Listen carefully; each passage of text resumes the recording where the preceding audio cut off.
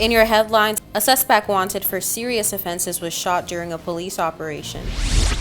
Invest TCI hosted a 5-island roadshow this weekend.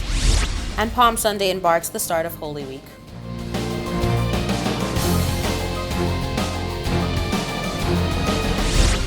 From the PTV Broadcasting Headquarters in Providencial is your #1 source for news. I'm Erica Pinales, delivering the latest from across the country this Monday, April 11th, 2022, right to your door. Newswatch starts now.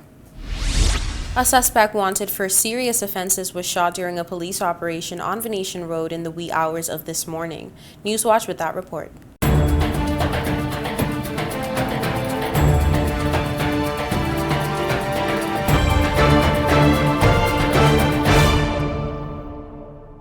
One man has been shot by police and is being treated in hospital for that injury after officers conducted a planned operation in pursuit of a suspect wanted for a number of serious offenses and firearm-related crimes.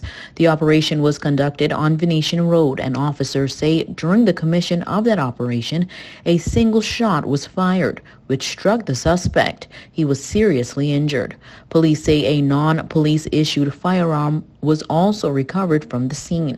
The suspect, whose identity police have not revealed, we are told is a resident of Five Keys and has been in and out of police custody for the last few years. He is in hospital under police guard.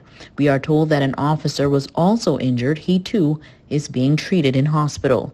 Commissioner Trevor Botting said, quote, "This incident highlights again the dangerous and challenging role that members of the RTCIPF undertake every day in protection of the communities of the Turks and Caicos Islands. Fortunately, our police officer received relatively minor injuries, and we wish him a speedy recovery. As is normal when a firearm is discharged by police, the circumstances of the operation and the discharge will be reviewed, and whilst this process has already started, I will be seeking independent support and oversight for the review, and I will update further when this is confirmed," end quote. The planned operation took place after 4 a.m. Monday morning. Chief of Police Trevor Botting last weekend addressed the shooting spree taking place in Five Keys, calling it intolerable. He says his officers are on the ground and warned criminals that they are prepared to use force if the need arises. Here's more. Five Keys residents and business persons say they have been living in fear of their lives for almost a week now. The sound of gunshots, similar to that of a violent action thriller, becoming a common occurrence for the past 5 days. One resident told Newswatch it seems as if no one cares. Not the government, not the police, no one. The middle-aged woman asking how are such persons being allowed to live freely among innocent people for so long after these heinous shootouts. Another resident thanking God that school is now closed and little innocent children can now safely remain at home, which also means discouraged outdoor entertainment for the Easter holidays, crippling their day-to-day lives. She says something needs to be done, and now. Chief of Police Trevor Botting addressed the ongoing shooting, which reports say is between two groups of men. The actions of these young men have led to one shooting, the victim of which remains in hospital in a serious condition. Whilst only one person, to our knowledge, has been shot, there has been a constant discharging of firearms within the tight residential community. A community that is in fear, and a community that is paralysed and unable to live their normal lives while this reckless and criminal behaviour continues. The current situation is simply not tolerable. Despite what residents in the area may think, Botting says steps are being taken to bring these men in. Armed policing operations have been deployed into Five Keys in response to this situation, both to push back against the criminals carrying and discharging firearms and to proactively target those who we believe are responsible. In the early hours of today, the 7th of April, an armed operation was carried out by our tactical team against a targeted individual. He is in custody, and a firearm, ammunition and evidence linking him to murder and other serious crime has been recovered. More operations will be carried out to target those responsible for the recent rise in firearms crime and activity. Residents commented under the post, persons praying against the attacks others calling on more police presence, while another points out that these latest events are affecting the workplace productivity of businesses in the area, as employees are afraid to go to work. Newswatch also learns of an alleged shooting incident at Delicious Dishes involving some men before noon on Saturday. Police have yet to share any information on this incident. The head of police says his officers are prepared to use force should the need arise in protecting the public as first priority, as well as law enforcement, as they urge persons to, as part of the gun amnesty program, bring in their illegal firearms or face a 7-year prison sentence. The gun amnesty program should have ended on March 31st. However, this latest announcement was on April 7th. Don't go anywhere. More News Watch when we return.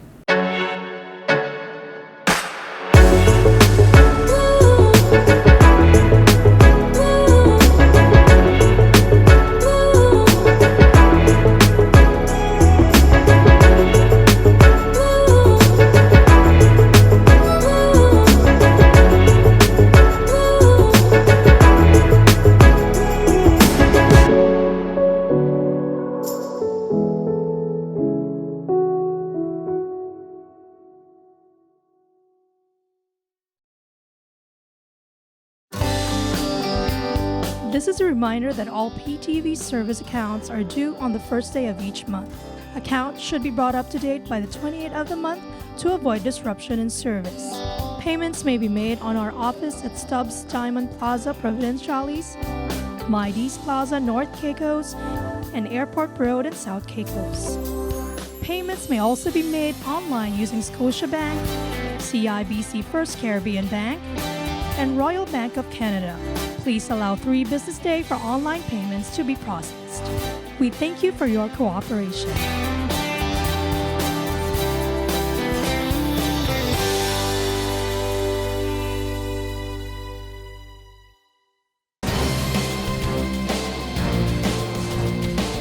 Welcome back to News Watch. Under the theme, It's Your Time, Invest TCI hosted a 5 Islands roadshow to educate the public on the opportunities available to entrepreneurs and small businesses through the Micro Small Medium Enterprise Program. Here's more. Commencing on March 16th, the MSME Roadshow 2022 kicked off in Salt Cay and Grand Turk, followed by South Caicos on March 18th, North Caicos and Middle Caicos on March 22nd, and concluded on the island of Providenciales on April 5th. The roadshow provided an opportunity for persons to come out and hear directly from Invest TCI and learn about the various benefits and assistance available to them, the priority areas that qualify, eligibility requirements, and the application process.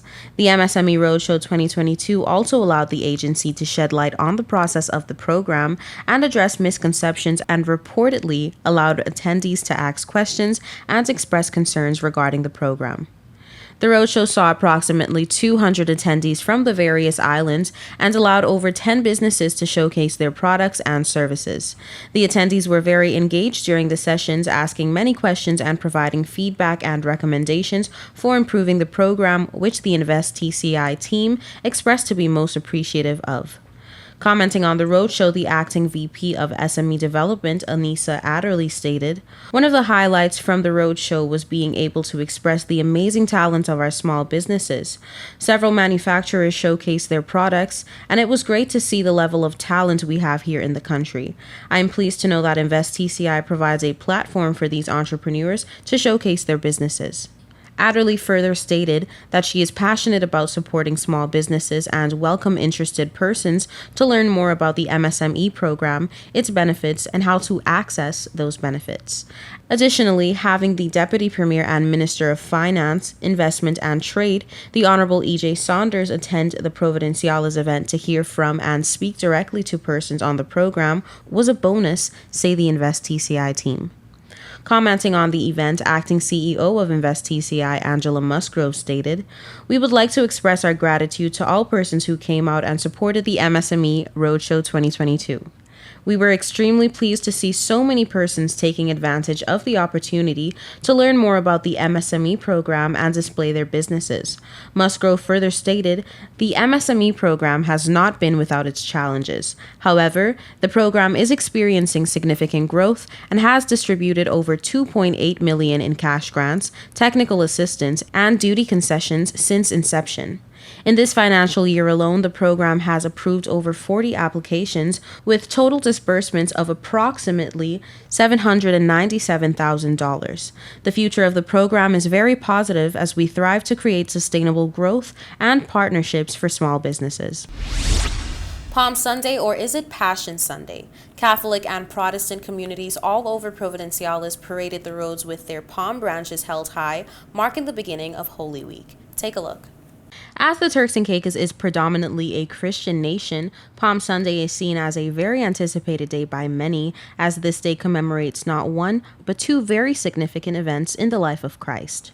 To commemorate Palm Sunday, Newswatch was able to capture Our Lady of Divine Providence Roman Catholic Church as they paraded through the downtown area of Providenciales. Here are a few things you should know about Palm Sunday. The day is called both Palm Sunday and Passion Sunday. The first name comes from the fact that it commemorates Jesus' triumphal entry into Jerusalem when the crowd had palm branches. The second name comes from the fact that the narrative of the Passion is read on this Sunday. It otherwise wouldn't be read on a Sunday, since this next Sunday is about the resurrection.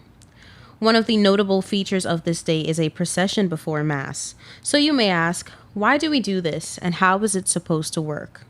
According to Paschal's Solemnitatis, the commemoration of the entrance of the Lord into Jerusalem has, according to ancient custom, been celebrated with a solemn procession in which the faithful in song and gesture imitate the Hebrew children who went to meet the Lord singing Hosanna. The palms or branches are blessed so that they can be carried in the procession.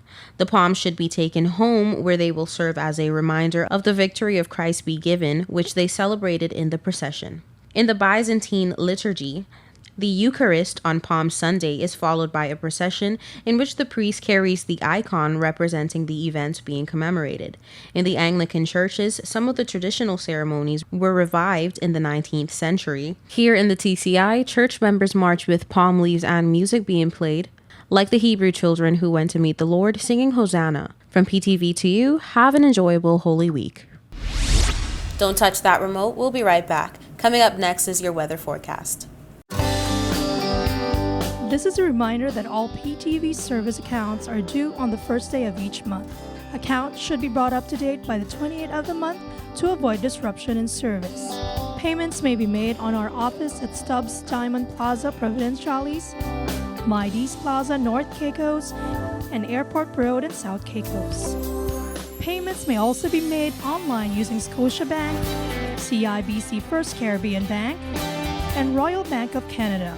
Please allow 3 business days for online payments to be processed. We thank you for your cooperation.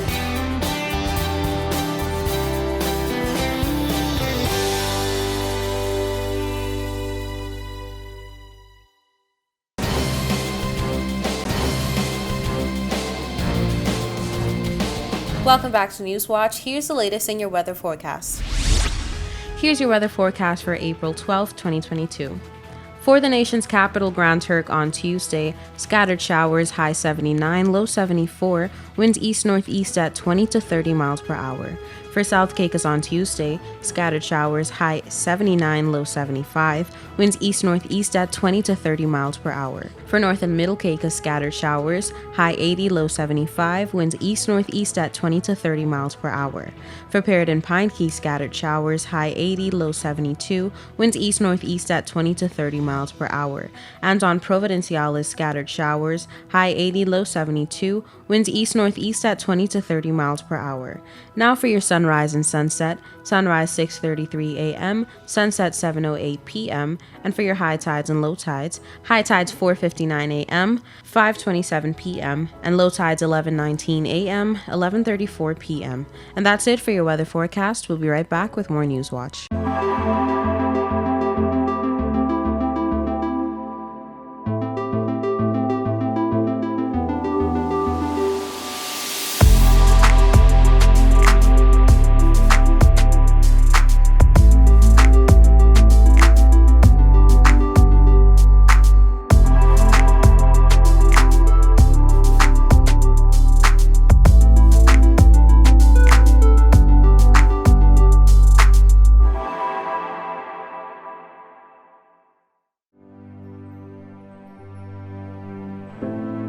Here at People's Television, we're more than just your leading news and entertainment services. We are spreading the gospel.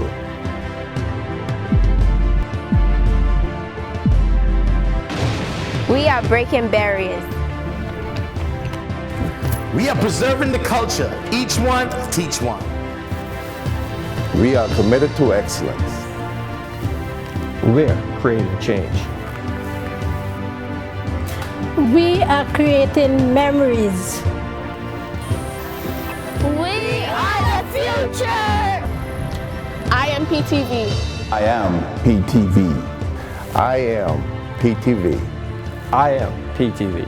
We are PTV. We are continuing the legacy. We are PTV.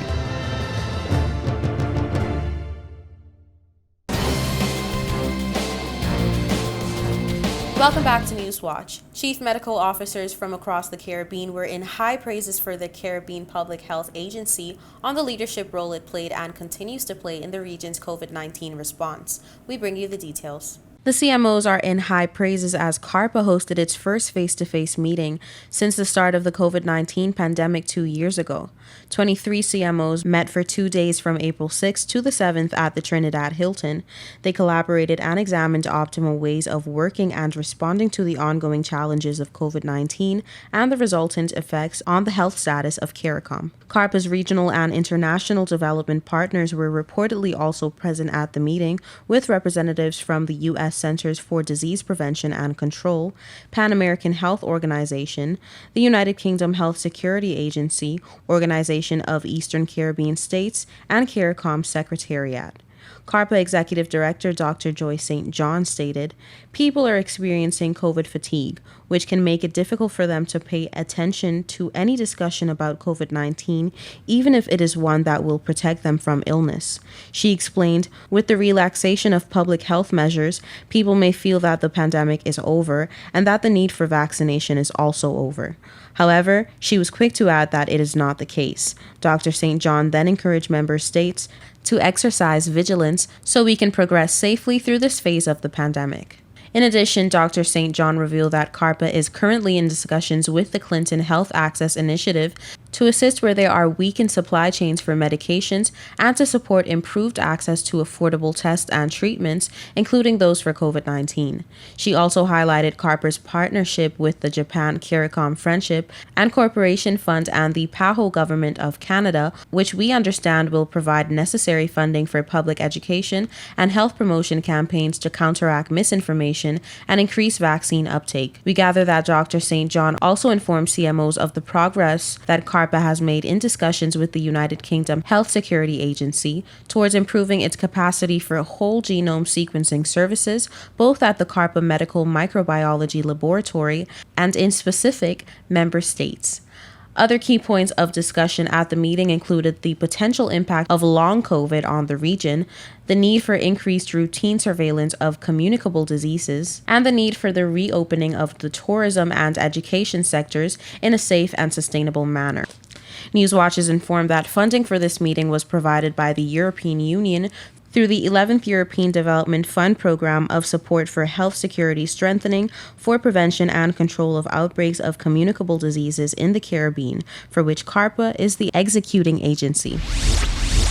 That brings us to the end of this edition of The Real News. I hate to leave you so soon, but of course, you can join us right back here every weekday at 6:30 p.m. and tap into our social media platforms at www.ptv8tci.com. I am Erica Pinales, keeping you informed, updated, and affiliated. Until next time.